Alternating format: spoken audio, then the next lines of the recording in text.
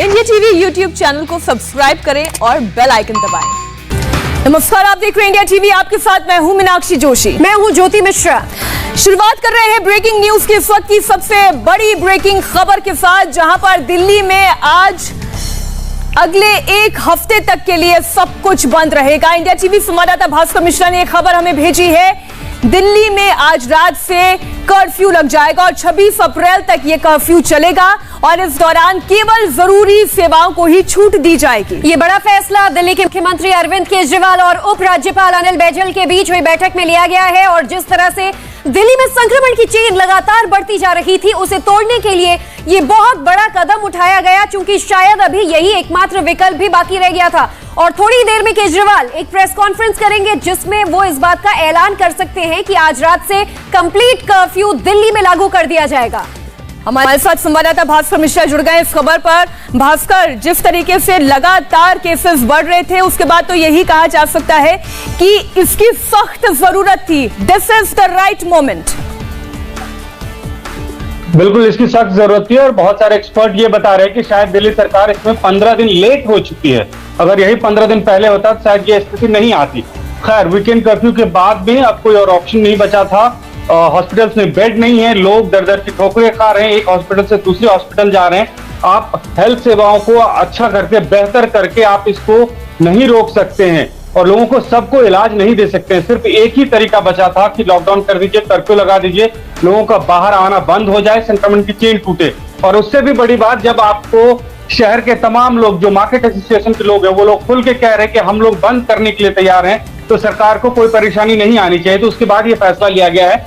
एक चीज तय है, इसमें यह हुआ है कि जो वीकेंड कर्फ्यू में जो छूट दी गई थी, लगभग उतनी ही छूट इसमें मिलेगी।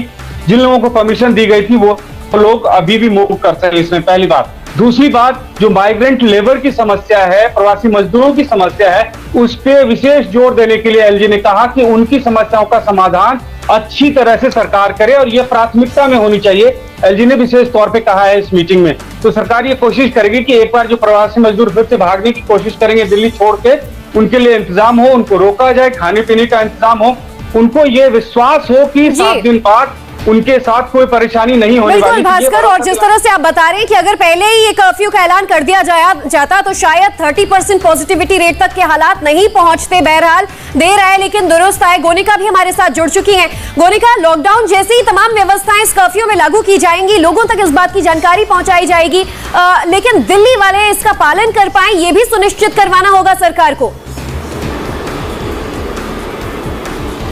देखिए, ये सुनिश्चित जिस तरीके से वीकेंड कर्फ्यू लगाया गया, वैसी ही तस्वीर अब अगले एक हफ्ते में देखने को मिलेगी। जिस तरीके से लोगों से ये बार बार गुजारिश की जा रही थी कि आप घर से ना निकले, बेवजह ना निकले। अगर आप सड़क पर कोई भी ऐसा बेवजह घूमता हुआ पाया गया तो दिल्ली पुलिस खासतौर पर चालान करके उन लोगों को पनिश कर रही थी। इसके अलावा जो मास्क पहनकर नहीं निकल रहा था, उन लोगों को मास्क पहनाया जा रहा था। तो ये सारी चीजें जो है वो जिस तरह वीकेंड कर्फ्यू में फॉलो की गई थी, वैसी ही चीजें अब अगले एक हफ्ते में फॉलो की जाएंगी। हालांकि जो लोग मेडिकल सर्विसेज से जुड़े हैं, एसेंशियल सर्विसेज से जुड़े हुए हैं, या जिन्हें हॉस्पिटल में जाकर अपना इलाज करवाना है, वो लोग घर से बाहर निकल सकते हैं। सिर्फ उन्हीं लोगों का मूवमेंट अलाउड होगा। बाकी के जो लोग हैं, जो कि ऑफिस जा रहे हैं या दुकान पे किसी और जगह पर मार्केट पे जा रहे हैं, वो सारी चीजें अब अलाउड नहीं होगी। तमाम मार्केट एसोसिएशन की तरफ से और अच्छे से गोनिका अब हम दर्शकों को समझाते हैं, क्योंकि क्या खुला रहेगा, क्या बंद रहेगा, आसान भाषा में भास्कर आप बताएं कि क्या ओपन रहेगा, क्या क्लोज रहेगा, क्या नहीं कर सकते, ये दर्शकों को समझाएं भास्कर।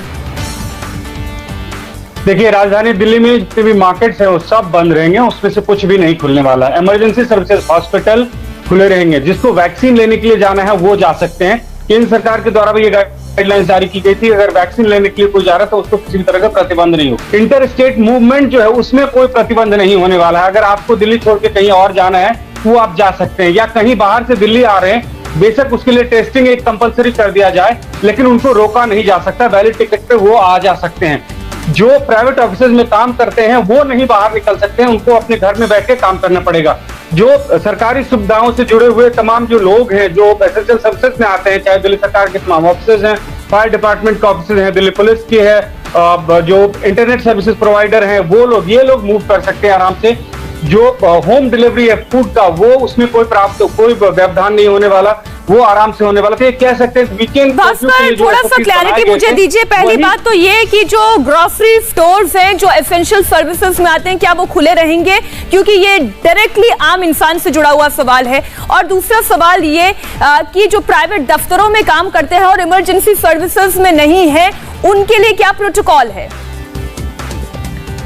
और देखिए, ग्रोसरी स्टोर अभी तक की जानकारी के हिसाब से खुले रहेंगे। सरकार ने इतना समय नहीं दिया है लोगों को। वीकेंड कर्फ्यू के टाइम में ये कहा गया था सिर्फ 2 दिन की बात है, और उसके बाद अब इसको एक्सटेंड करके 1 सप्ताह का किया जा रहा है। ऐसा कुछ नहीं है कि हर किसी के घर में एक सप्ताह से अधिक का राशन होता है, तो सरकार ये बिल्कुल नहीं करने जा रही है। ग्रोसरी स्टोर जो है, किराना की दुकानें हैं, वो खुली रहेंगी, उसमें कोई परेशानी नहीं होगी। हाँ, इतना जरूर है, लोगों को रिस्ट्रिक्ट किया जाएगा। हो सकता है कि उसमें समय का प्रतिबंध कुछ लगाया जाए कि किस समय से किस समय तक आप वहां पे जा सकते हैं, कितनी देर के लिए ओपन रहेंगी, इसलिए वो कोई दिक्कत नहीं है। इसके अलावा जो लोग प्राइवेट ऑफिस में काम कर रहे हैं उनको रोका जाएगा, वो नहीं जा सकते हैं, उनको घर पे बैठ के काम करने के लिए बोला जाएगा। लेकिन प्राइवेट ऑफिस में भी बहुत सारे ऐसे सर्विस प्रोवाइडर हैं जो एसेंशियल हैं, उनको छूट दी जाएगी। जैसे इंटरनेट की सेवा कोई अगर ले रहे हैं, उसके साथ प्रोवाइडर जो लोग हैं जो फील्ड में काम करते हैं, उनको छूट दी जाएगी। बिल्कुल। और भास्कर, जिस तरह से 2 कंप्लीट ये जो लॉकडाउन हुआ था, वीकेंड लॉकडाउन, उसके जो रूल्स थे, शायद यही एसओपीज का इस 1 हफ्ते के कर्फ्यू में भी ज्यादातर लोगों को पालन करना होगा। अपडेट्स लेते रहेंगे, बस प्रेस कॉन्फ्रेंस का इंतजार कर रहे हैं कि जब केजरीवाल ऐलान करेंगे कि क्या क्या नियम होंगे। गोनिका भी हमारे साथ है। गोनिका से भी ये समझना चाहेंगे कि कई लोग ऐसे हैं जो डबल वैक्सीनेटेड हैं, यानी कि दोनों डोजेस उनकी हो चुकी है। गोनिका, ऐसे लोग भी फिर बाहर निकलते हैं, ये कहते हैं कि हमारी वैक्सीन लग चुकी है, उनके लिए भी कोई विशेष नियम होगा? क्या कर्फ्यू का पालन करना होगा? देखिए, ये कई केसेस में देखा गया, इवन डॉक्टर्स जिन्हें सबसे पहले फ्रंटलाइन वर्कर्स के तौर पर वैक्सीनेशन दिया गया था, मेडिकल स्टाफ को वैक्सीनेशन दिया गया था, वो भी कोविड पॉजिटिव आ रहे हैं। हालांकि जो सिवियरिटी है कोरोना की, वो कम हो जाती है ऐसे केसेस में जिन्होंने वैक्सीनेशन लिया होता है। ऐसे में जिन लोगों को वैक्सीनेशन के दोनों डोज लग चुके हैं, वो ये बिल्कुल ना समझे कि उन्हें कोरोना नहीं हो सकता है, उन्हें कोरोना दोबारा अपनी चपेट में ले सकता है। ऐसे में अगर वो ये सोचकर घर से बाहर निकल रहे हैं कि हम वैक्सीनेटेड हैं, तो ये बिल्कुल गलतफहमी में है वो लोग। और कई बार ये डॉक्टर्स भी बता चुके हैं कि वैक्सीनेट लगने के बाद भी आपको तमाम, आप बिल्कुल ठीक बात कह रहे हैं गोनिका। इसलिए ये कहा जा रहा है कि भले ही आपको वैक्सीन की 2 डोज क्यों ना लग गई हो, भले ही आप कोरोना सर्वाइवर क्यों ना हो, एंटीबॉडी आपके शरीर में डेवलप हो गई हो, फिर भी आपको डबल मास्किंग करने की जरूरत है। जैसा कि गोनिका, मैं आपको भी देख रही हूं, आप इस वक्त दिल्ली की कौन सी सड़क पर मौजूद हैं और इस वक्त सड़क का हाल क्या है?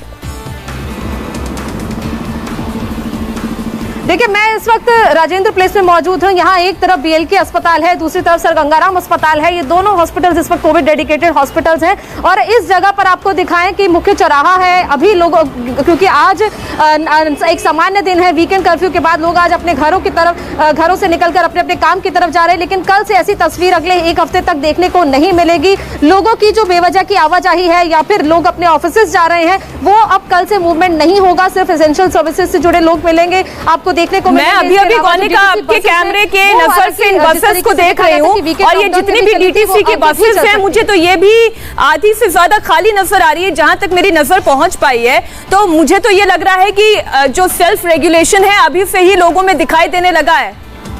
आप ये महसूस कर रही हैं? क्योंकि ये जगह बहुत ही ज्यादा क्राउडेड रहती है। देखिए, बिल्कुल आमतौर पर ये जगह बहुत ही क्राउडेड रहती है। और ये रेड लाइट है, रेड लाइट सिग्नल होने के बावजूद यहाँ पर इतनी ज्यादा आज क्राउड नहीं देखा जा रहा है। हालांकि दिल्ली के कुछ हिस्सों में ऐसी तस्वीर है, कई ऐसे हिस्से हैं जहाँ पर आज भी काफी ज्यादा भीड़ है। कई इलाकों में ऐसा भी देखा गया था कि कल वीकेंड लॉकडाउन कर्फ्यू होने के बावजूद भी लोग घरों से निकल रहे थे। ऐसे में अब लोगों को खुद सेल्फ रेगुलेशन करने की जरूरत है। अब लोगों को ये सोचना है कि अब कोविड से अगर आपको बचना है तो आपको खुद अपनी प्रोटेक्शन करनी होगी। सरकार या फिर मेडिकल जो फ्रंटलाइन वर्कर्स है वो तो आपकी मदद कर ही रहे हैं, लेकिन उसके साथ साथ अब आपको खुद घर में रहना होगा, क्योंकि ये कोविड का जो सेकंड स्ट्रेन है, ये जिस तरीके से जितनी तेजी से फैल रहा है, वो अब लोगों के लिए चिंता का विषय है। और अधिकतर लोगों को घरों में रहना ही होगा, और इसीलिए शायद कंप्लीट कर्फ्यू का जो ये फैसला लिया गया है, बस ऐलान करना बाकी है। लेकिन अनिल बैजल ने अपनी तरफ से तो मुहर लगा ही दी है, हामी भर दी है एलजी ने। और ऐसे में अरविंद केजरीवाल किसी भी वक्त प्रेस कॉन्फ्रेंस कर ऐलान कर सकते हैं। लेकिन अभी की तस्वीर भले ही हमें ऐसी नजर आ रही हो कि भीड़ नहीं है गोनिका, लेकिन जब जब लॉकडाउन की खबरें, कर्फ्यू की खबरें आती हैं, तो जनता है कि जो मानने को तैयार नहीं। मार्केट्स में शाम तक भीड़ उमड़ आएगी, जो राशन अपने पास घर में लोड करने के लिए या फिर सामान की भीड़ के लिए होड़ मचेगी। ऐसे में उनकी मॉनिटरिंग के लिए क्या कोई अब पुलिस बल व्यवस्था जो दिल्ली में, वो आपको नजर आ रहा है?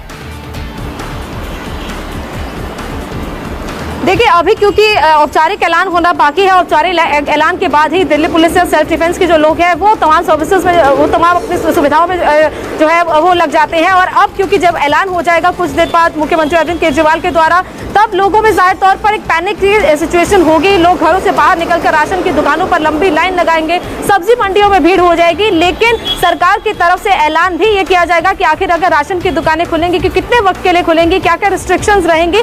लोगों को पैनिक होने की बिल्कुल जरूरत नहीं है, क्योंकि जिस तरीके से देखा गया था पिछली बार जब कोविड की फर्स्ट वेव थी, तब जब लॉकडाउन लगा था, तब भी लोग राशन की दुकानों पर जा सकते थे। दूसरा हिस्सा ये भी है, दूसरी तस्वीर ये भी है कि वादा किया जाता है कि लॉकडाउन की स्थिति नहीं आएगी, लेकिन फिर भी लॉकडाउन लग जाता है, इसलिए पैनिक तो होना लाजमी है। हमारे साथ भास्कर भी जुड़े हुए हैं। और भास्कर, आज जो मीटिंग हुई है उसमें कौन कौन शामिल था, और दूसरा जो व्यवस्थाओं की बात कर रही थी, ज्योति भी सवाल पूछ रही थी, व्यवस्थाओं को सुचारू रखने के लिए कौन कौन से कदम उठाए गए हैं?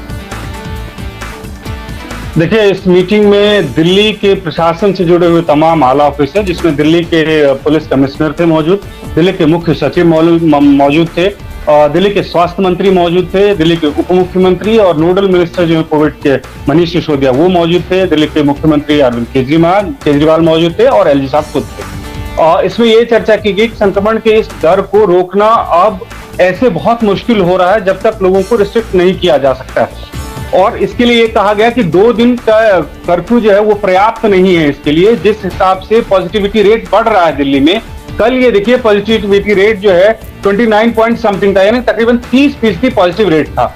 ये सिर्फ इतना हुआ है कि टेस्ट कम हुए थे, इस वजह से आंकड़ा 30,000 क्रॉस नहीं किया। यही अगर 1 लाख टेस्ट होते तो ये आंकड़ा 30,000 क्रॉस करता और बहुत बड़ा पैनिक होता, और सरकार और प्रशासन से जुड़े हुए लोगों को इसका अंदाजा है।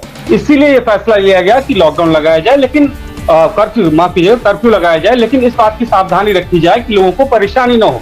पैनिक बाइंग के लिए अचानक से लोग टूट ना पड़े मार्केट में, ये भी देखने के लिए कहा गया है। पुलिस कमिश्नर खुद मौजूद थे इसमें, और इस बात का इंतजाम करेंगे कि कैसे लोगों को रोका जाए, कैसे लोगों को कन्विंस किया जाए। और इसके साथ साथ ये भी कोशिश की गई है कि जो मजदूर डेली कमाते हैं, डेली खाते हैं, अचानक उनके लिए अगर ये कहा जाए कि 7 दिन तक आपके पास कोई रोजगार नहीं है, तो यहाँ से छोड़ के भागेंगे और फिर बस अड्डे में या कि हाईवेज पे आपको भीड़ दिखेगी। तो इस बात के लिए एलजी ने विशेषकर बोला है दिल्ली सरकार को कि इसका इंतजाम किया जाए कि प्रवासी मजदूर एक भी परेशान न हो, उनको दिक्कत ना हो, खाने पीने की समस्या ना हो, रहने की समस्या ना हो। बात सिर्फ 7 दिन की है, इस बात के लिए लोगों को कन्विंस करना है। बहुत अच्छे से आपने ये पूरी बात एक्सप्लेन की है भास्कर। ये समझना दर्शकों के लिए और खास तौर पर वो लोग जो दिल्ली में रहते हैं उनके लिए जरूरी है समझना कि पहली बात तो ये लॉकडाउन नहीं है, ये कर्फ्यू है। ठीक वैसे जैसे वीकेंड कर्फ्यू अभी आपने शनिवार और रविवार निकाला है, ऐसा ही ये कर्फ्यू रहेगा 1 हफ्ते के लिए। दिल्ली के मुख्यमंत्री अरविंद केजरीवाल प्रेस कॉन्फ्रेंस कर रहे हैं। नमस्ते, मैं हूं मीनाक्षी जोशी। वीडियो और खबरों से अपडेट रहने के लिए India TV YouTube channel subscribe करें, बेल आइकन दबाना ना भूलें। जुड़े रहें इंडिया टीवी के साथ।